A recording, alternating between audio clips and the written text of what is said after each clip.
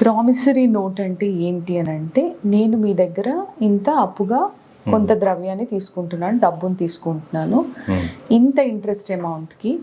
అంటే మీ ఇష్టం వచ్చినట్టు 10 రూపాయల ఇంట్రెస్ట్ అలా రాసుకోవడానికి వీల్లేదు.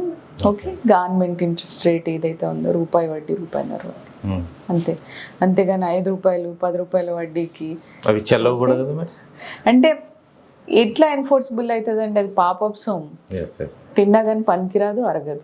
సో ప్రామిసరీ నోట్ అంటే ఏంటి అంటే, నేను ప్రామిస్ చేస్తున్నాను పలానా ఇంత డబ్బు తీసుకుంటున్నాను, ఈ అవసరానికి ఇంత రేట్ ఆఫ్ ఇంట్రెస్ట్కి ఇంత గడువు లోపల మీకు ఇచ్చేస్తాను. లేదు అని అంటే మీరు అడిగినప్పుడు అప్పటి నుంచి టైం లిమిటేషన్ స్టార్ట్ అవుతుంది.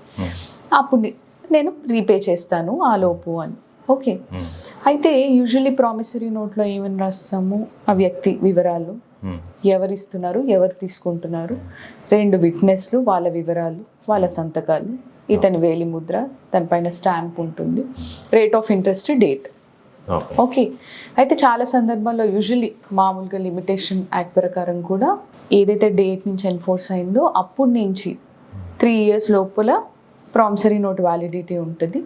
ఓకే, దాని తర్వాత అది స్టేల్ అయిపోతుంది, పనికిరాదు.